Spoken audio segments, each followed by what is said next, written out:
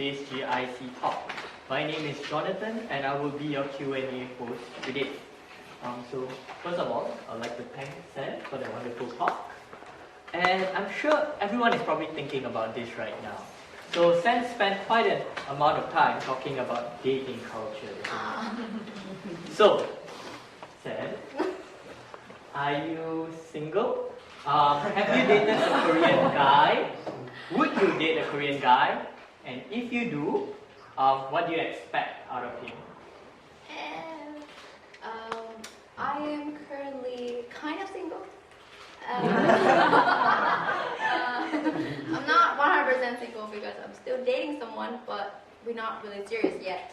I haven't dated a Korean man before, and I think that I would expect them to be well behaved because they are really well behaved and respectful women. No.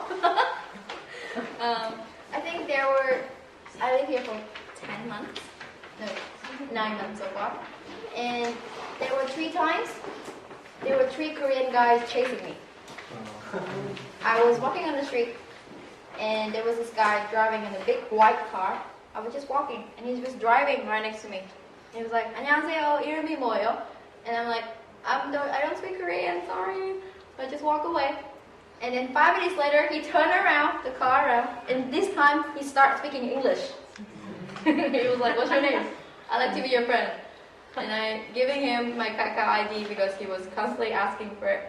And then we start talking, but then the conversation died out because of the language barrier. But Korean people are, when it comes to like chasing girls, they want it.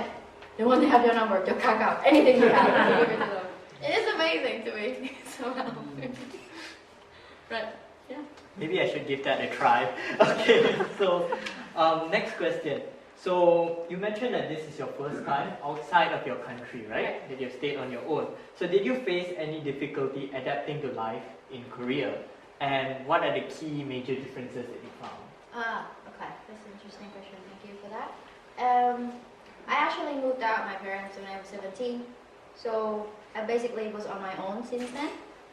And the only thing I received from my dad is tuition fee. That's it. I have jobs, and I was the student back home, so I'm pretty much used to it in being independent. But when I first came to Korea, it was really difficult for me because I don't speak Korean. And people in Gwangju don't speak as much English as in Seoul. So there was that language barrier there. I remember when I first got to Gwangju, it was 12 a.m. in the morning. Nobody was picking me up. So I went all the way from Incheon airport to Gwangju all by myself. No Korean, no SIM card, no Wi-Fi, nothing. And I was really scared. And back home, if it's 12 a.m. in the morning, you don't take a taxi in Vietnam. You shouldn't. If you're alone and you're a girl, you shouldn't do that. But here I have to, because I want to get back to Cheongnam campus. And I was really scared that the taxi driver would just drive me somewhere and sell me to China when I first got here. But he was really nice to me. He was asking me, he was speaking a little bit English, and he was welcoming me. So I think the differences here is that Korean people are very friendly to foreigners, especially if you're a girl. I don't know. Okay, that doesn't sound right. But you guys are really kind to foreigners when you know they don't speak Korean. And I think the difference is that I have to live in a dormitory, and there are a lot of rules and a lot of obligation and restriction.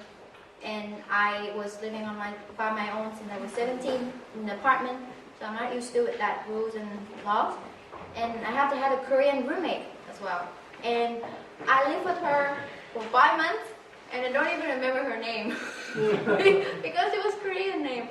But she was really nice to me. She's older, so she was always trying to helping me. Yeah, so I think as the first country I've been to, I wouldn't expect a better one. Korea is so far the best one. That's really nice to hear.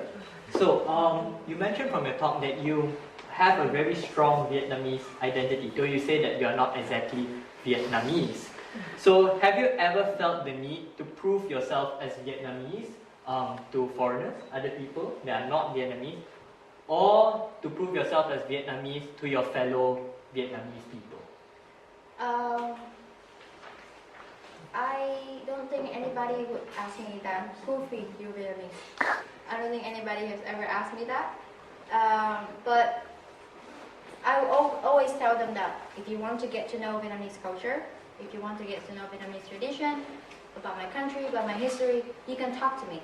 But if you want to know the typical Vietnamese person, don't look at me.